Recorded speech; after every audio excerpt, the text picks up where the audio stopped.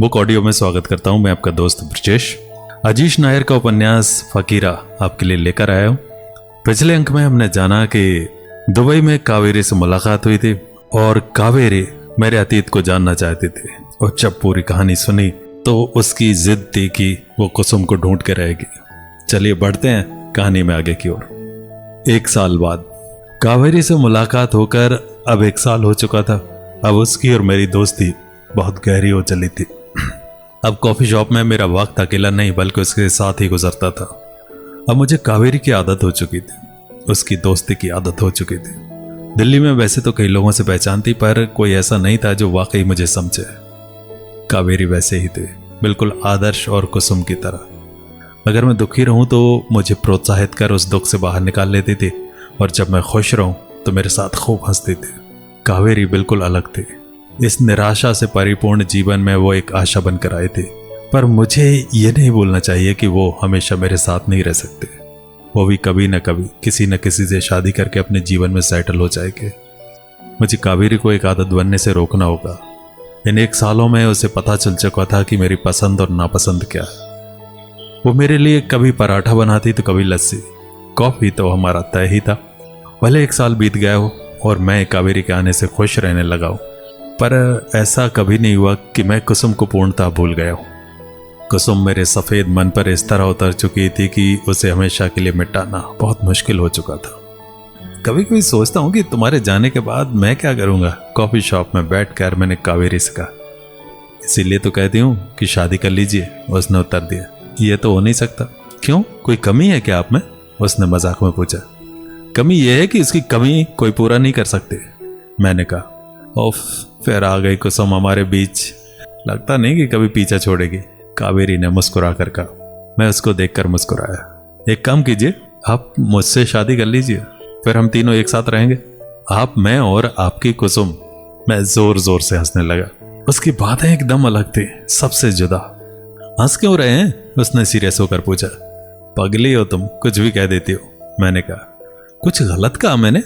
शादी का प्रस्ताव ही तो रखा है, उसने फिर से कहा। तुम्हारा मजाक भी कमाल है। सुनिए, मैं सीरियस हूं, मैं आपसे शादी करना चाहती हूं। अब मुझे लगने लगा था कि कावेरी सच में सीरियस है, पर मैं उत्तर क्या दूं, मैं समझ नहीं पा रहा था। पर कावेरी, हम अच्छे दोस्त हैं, मैंने कहा। कब तक? अगर मेरी शादी कहीं और हो जाएगी फिर आपको कौन देखेगा? उसकी आंखों में मेरे लिए चिंता साफ साफ झलक रही थी। उसका कहना भी सही था। उसके आने से मैं बहुत बेहतर अनुभव कर रहा था। करेंगे या नहीं शादी मुझसे? उसने इस बार जोर देकर पूछा, पर उसके होंठों पर मुस्कुराहट थी। अरे, ऐसी कोई लड़की पूछती है क्या? मैं पूछती हूँ, उत्तर दीजिए। तभी फोन आया। मुस्कान ने कॉल किया था। हाँ मुस्कान, बोलो, मैंने फोन उठाकर बोला। भैया, हमारे घर में पूजा है, आप वैसे भी बहुत दिनों से आए नहीं, अगर आ जाते तो अच्छा होता, मुस्कान ने कहा। अच्छा बहाना है मुझे वहां बुलाने का। जरूर रिया या आदर्श ने कहा होगा तुम्हें, मैंने कहा। भैया छोड़िए ना, आप आ जाइए, कितने दिन हो गए आपसे मिले हुए, मुस्कान ने कहा। अच्छा ठीक है, मैं आता हूँ और सभी के लिए एक सरप्राइज भी लेकर आता हूँ, मैंने कावेरी को देखते हुए कहा। कावेरी मुझे देखकर मुस्कुरा रही थी। क्या सरप्राइज भैया? मुस्कान ने पूछा। आकर बताता हूँ मेरी गुड़िया, मैंने प्यार से कहा। भैया प्लीज बोलिए ना, मुस्कान उत्सुक थी। बता दूं, मैंने फिर कावेरी को देखते हुए पूछा। गुड़िया, मैं शादी कर रहा हूं, मैंने कहा। क्या, शादी? वो जोर से बोली। हाँ भैया, जल्दी आइए और भाभी को लेते हुए आइए, प्लीज भैया प्लीज। ओके, मैं 2 दिन में पहुंचता हूं। मैंने फोन रख दिया। कावेरी मेरे सामने बैठकर अपने होंठों को दांतों से चबाकर हंस रही थी। उसका इस तरह शर्माना मैं पहली बार देख रहा था। चले, मैंने कहा। जी चलिए, उसने कहा। हम दिल्ली की सड़कों पर घूम रहे थे। पैदल घूमने में एक अलग ही मजा है। शाम की हवा में बात ही कुछ अलग होती है। आप जमशेदपुर कब जा रहे हैं? कावेरी ने पूछा। केवल मैं नहीं, तुम भी चल रही हो, मैंने कहा। ठीक है, एक प्रश्न था, पूछ सकती हूँ क्या? उसकी बातों में गंभीरता थी। हाँ पूछो ना, मैंने कहा। वहां उस पार्क में जाकर बैठते हैं, उसने कहा। हम सामने वाले पार्क में चले गए। वहां एक बेंच थी, हम वहां बैठ गए। बोलो कावेरी, क्या पूछना चाहती हो? मैंने कहा। क्या आप मुझसे उतनी मोहब्बत कर पाओगे जितना आप कुसुम से करते हो? उसने मेरे हाथों को पकड़ कर कहा। पता नहीं उसके प्रश्नों का मैं क्या उत्तर दूं। यह एक ऐसा प्रश्न था जिसका जवाब मेरे पास खुद नहीं था, पर मैं उसे ठेस नहीं पहुंचाना चाहता था। पूरी कोशिश करूंगा कि मैं तुम्हें हमेशा खुश रखूं, मैंने कहा। मेरा प्रश्न यह था कि क्या आप मुझसे उतनी मोहब्बत कर पाएंगे जितना आप कुसुम से करते हैं? उसने फिर वही प्रश्न दोहराया। पता नहीं, इसका उत्तर मेरे पास नहीं है। चलो घर चलते हैं, टिकट भी बुक करना है, तुम्हारा भी कर देता हूँ, ठीक है ना? मैंने विषय को बदल दिया। वो गंभीर मुद्रा में मुझे देख रही थी। शायद वो मेरे जवाबों से संतुष्ट नहीं थी, पर मैं करता भी क्या? मेरे पास खुद उसके प्रश्नों का उत्तर नहीं था। तब चलोगी ना जमशेदपुर? मैंने पूछा। जी चलूंगी, आपके लिए कुछ भी करने को तैयार हूँ। आप जैसा बोलेंगे वैसा करूंगी, बस आप खुश रहिए, यही मेरी प्राथमिकता रहेगी, उसने मुझे देखते हुए कहा। मुझे समझ आ गया था कि वो मेरे प्यार में है, पर मैं प्यार में नहीं था। कावेरी के लिए मैं उसकी मोहब्बत था, पर मेरे लिए मोहब्बत का मतलब ही कुसुम था। कावेरी मेरी हिम्मत कभी नहीं हो सकती, वो मेरी ज़रूरत है। जिंदगी के सफ़र में एक साथी का होना ज़रूरी होता है, और मुझे उसका साथ चाहिए था। शायद इस सफ़र में मुझे उससे मोहब्बत हो जाए, पर इस वक्त मैं उससे मोहब्बत नहीं करता था।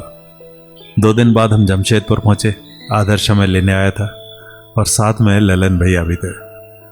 मुझे और कावेरी को साथ में देखकर वे दोनों बहुत खुश थे। आखिरकार मैं शादी कर रहा हूँ, ये वाकई सबके लिए खुशी का विषय था। रिया और अम्मा भी बहुत खुश होंगे।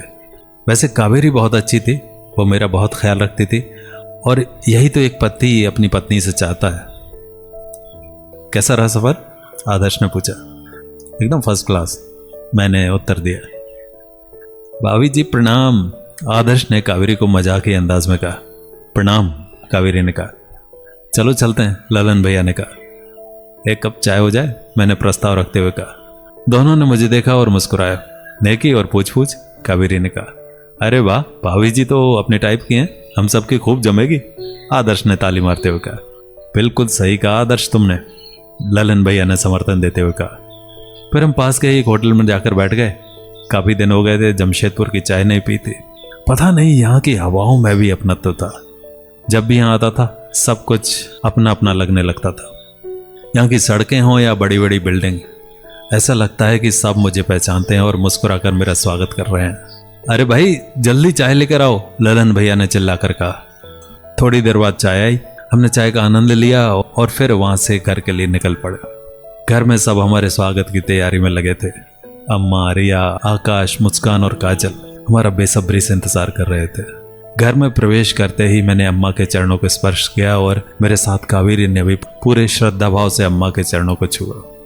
रात के 9 बजे थे। हम सब डिनर टेबल पर बैठे थे। अच्छा आज सब यहीं रुक जाइए, आकाश ने कहा। नहीं नहीं आकाश, हम थोड़ी देर में निकलेंगे, आदर्श ने उत्तर दिया। अरे रुक जाओ ना आदर्श, मैंने आदर्श को देखते हुए कहा। हाँ सब आज यहीं रुकेंगे, कितने दिनों के बाद सब एक साथ हैं, प्लीज रुक जाइए ना आदर्श भैया, ललन भैया, रिया ने भी जोर देकर कहा। आदर्श ने कुछ नहीं कहा, वो काजल को देखने लगा। ठीक है रुक जाते हैं, काजल ने कहा। रात 11:45 बजे तक सब इधर उधर की बातें करते रहे। बातों से पता चला कि मोनिका अपने पति को छोड़कर किसी और के साथ भाग गई। कितना वक्त गुजर गया, हम सब छोटे से बड़े हो गए, पर यह शहर एकदम नहीं बदला, बिल्कुल जैसा था वैसा ही है। मैंने अचानक भावनाओं में बहते हुए कहा। हाँ कुछ भी नहीं बदला, आदर्श ने मुझसे सहमत होते हुए कहा। हम सब एक साथ हैं, पर पता नहीं कुसुम कहाँ होगी, मैंने कहा। सब शांत हो गए। सभी कावेरी को देख रहे थे। कावेरी ने सिर झुका लिया, उसने कुछ भी नहीं कहा। भैया जो जा चुकी है उसको याद करके क्या फायदा, मुस्कान ने कहा। हाँ तुम सही कहते हो, काश वो साहस दिखाती तो शायद आज वो मेरे साथ होती, मैंने कहा। साहस तो उसने दिखाया था जो शायद कोई नहीं दिखा पाता, मुस्कान ने कहा। क्या मतलब? मुस्कान की बात है मुझे समझ नहीं आई। कोई मतलब नहीं, चलो सोने चलो, आदर्श ने विषय को भटकाने की कोशिश की। नहीं मुस्कान कुछ कह रही है, प्लीज क्लियर करो, मैंने कहा। अरे कुछ नहीं कह रही है, ये तो पगली है, कुछ भी अनाप शनाप बकती है। ललन भैया ने इस विषय को बंद करने का प्रयास किया। चलो सोने, ललन भैया ने मुस्कान को गुस्से से देखा और वे दोनों कमरे में चले गए। मैं भी अपने कमरे में चला गया और सोचने लगा कि मुस्कान कुछ कहना चाहती है, शायद वो कुछ नहीं जानती। बाकी सभी लोग यह नहीं चाहते कि मैं उस रहस्य को जान पाऊं। पता नहीं कि मुस्कान मुझसे क्या छुपा रही है। कुछ तो बहुत जरूरी छुपा रही थी जो हर कोई चाहता था कि मुझ तक ना पहुंचे। कुछ देर तक सोचता रहा, और फिर आंख लग गई। आखिर ऐसा कौन सा रहस्य था जो मुस्कान छुपा रहे थे? क्या सब लोग इस बारे में जानते थे? अगले अंक में जानेंगे। नमस्कार।